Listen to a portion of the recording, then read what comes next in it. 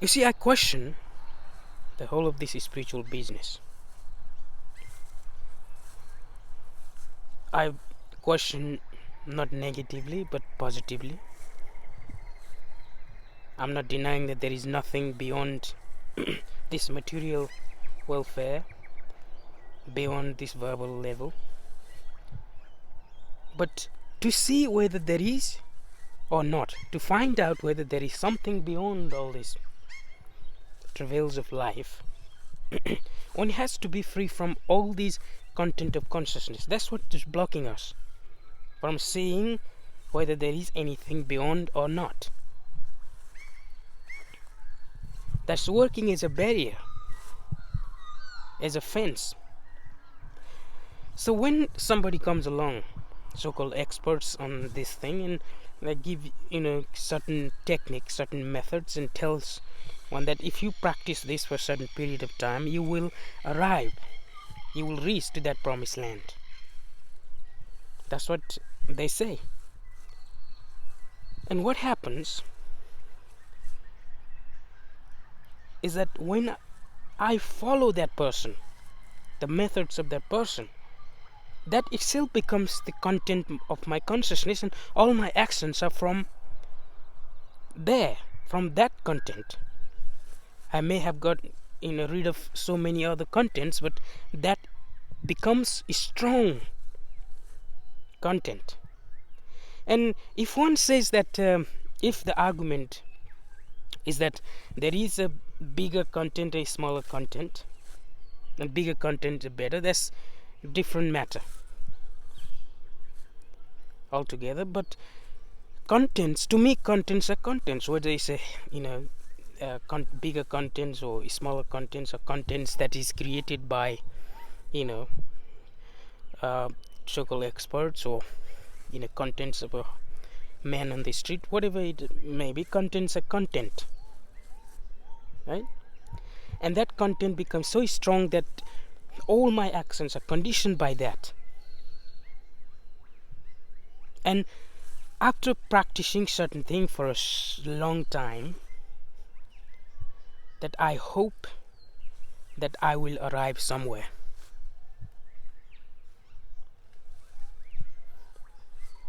But we don't seem to realize it's the same thing in the outside world. That if, for example, if you're working somewhere and you were working really well, the bosses may like you and give you bonus or give you holidays and treat you well, right? If you do what that person, what the bosses tells you to do, and that way you can derive some kind of happiness too. It is the same thing, you see. And why should this spiritual, so-called spiritual inward world, the authority there should be worshipped, not outside? Why? Because we have read that these people are exploiting the so-called seekers after truth. We have heard time and again. And at the same time, if we inquire deeply, we know for certain that nobody can make us happy. Happiness is within us. Nobody can make us enlightened.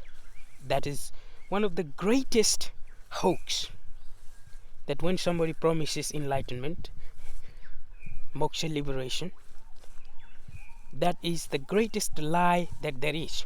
Nobody can make one enlightened. Nobody. Let's take for example Buddha's time. Ananda, who stayed with Buddha 40 years or more,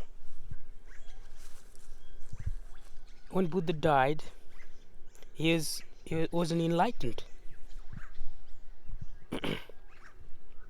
because he was attached to Buddha. He was conditioned by what Buddha was saying. He was trying to protect Buddha all the time. He just became a shadow of Buddha.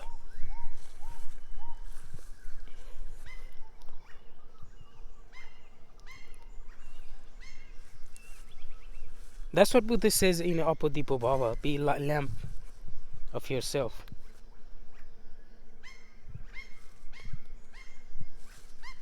So I think that the important thing is to realize, question, ask.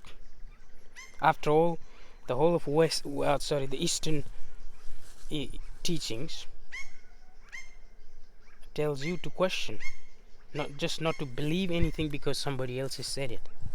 Just question, ask.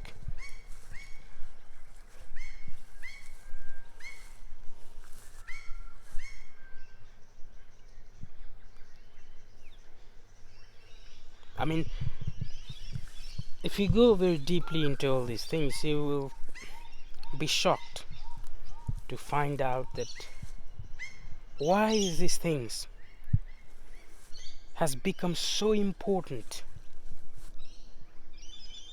something to worship for, something to do, practice. Why? I mean, I'm not saying it should or shouldn't be. I'm not going either extreme. I'm just questioning. You see, because truth can only be found out by questioning, not by following anybody.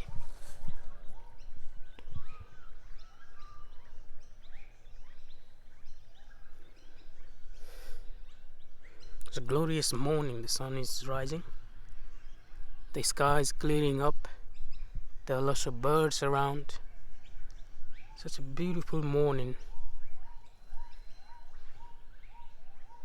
My chooks are playing down there.